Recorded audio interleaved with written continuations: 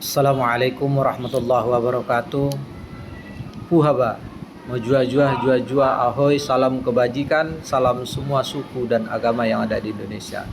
DPP Ralinsa, raja-raja lintas semua suku dan agama mengucapkan innalillahi wa inna ilaihi roji'un. Telah berpulang saudara kita, kakek kita, atuk kita, Tengku Sandang bin Lahmudin. Hari ini rakyat Aceh berduka, rakyat Indonesia berduka karena kepulangan sosok yang sangat fenomenal. Dalam sejarahnya beliau memiliki harta, tetapi harta itu dia sumbangkan untuk negara. Tahun 1948, 3 tahun bangsa Indonesia ini merdeka, Soekarno mengunjungi Aceh. Saat itu adalah berharap dukungan dari masyarakat. Bagaimana supaya bangsa Indonesia ini sejajar di dunia internasional, maka dibutuhkan pesawat. Oleh karenanya, Tengku Sandang yang berumur 23 tahun ketika itu, seorang pemuda, dia sumbangkan tanahnya, hartanya senilai 10 gram emas. Lewat jerih payah dia dan perjuangan dia berhasil mengumpulkan harta para penyumbang, para orang-orang kaya yang ada di Aceh, 20 kg emas.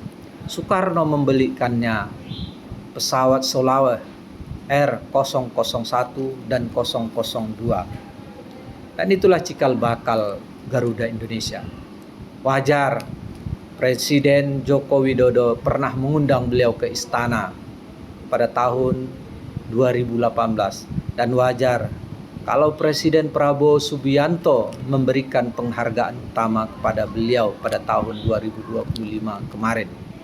Dan hari ini DPP Ralinsa, raja-raja lintas semua suku dan agama, berharap kepada PT Garuda Indonesia kiranya menyematkan nama Tengku Sandang sebagai nama yang diletakkan, apakah di pesawat, apakah di tempat-tempat penerbangan, apakah di bandara-bandara yang ada di Garuda Indonesia, nama Tengku Sandang bin Lahmudin sebagai pengingat kepada rakyat Indonesia ada orang yang pernah berjasa terhadap pesawat, karena itu adalah cikal bakal pesawat Garuda. Dan hari ini pesawat Garuda itu dinikmati oleh seluruh anak bangsa Indonesia. Hari ini pesawat Garuda itu sudah menampung para pekerja-pekerja di Garuda Indonesia. Semua orang mendapatkan kehidupan di situ. Tapi lihatlah Tengku Sandang ketika di akhir hayatnya, ketika bertemu dengan Pak Presiden Joko Widodo tahun 2018, beliau tidak memiliki apa-apa. Beliau pingin operasi katarak.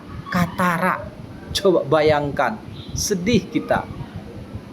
Hanya pingin operasi katarak. Padahal beliau saat itu adalah penyumbang untuk bangsa Indonesia ini. Beliau pingin naik haji.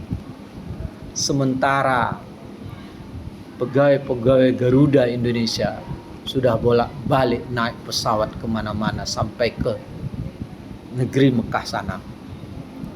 Beliau pingin dibangunkan masjid di kampungnya untuk supaya dimiliki oleh rakyat yang ada di Aceh. Saudaraku, kami berharap dari DPP Ralinsa, raja-raja lintas semua suku dan agama, kepada pemerintah kiranya berkenan menempatkan beliau sebagai salah satu pahlawan Indonesia, supaya kami tahu dan rakyat ini tahu, dan supaya anak-anak Indonesia ke depan, generasi kita yang akan datang, mengingat ada sosok seorang pemuda yang begitu peduli. Saat itu usia beliau pada tahun 1948 baru 23 tahun. Mudah-mudahan ini menjadi cerminan bagi generasi kita ke depan, supaya lebih bisa berpikir apa yang kita berikan kepada negara, bukan apa yang diberikan negara kepada kita. Supaya kita tahu tidak membuat bagaimana negara ini hancur, tapi bagaimana kita memberikan sumbangan terbesar kita untuk NKRI, negara kesatuan Republik yang kita cintai ini, menjadi jauh lebih besar, menjadi jauh lebih maju. Assalamualaikum warahmatullahi wabarakatuh.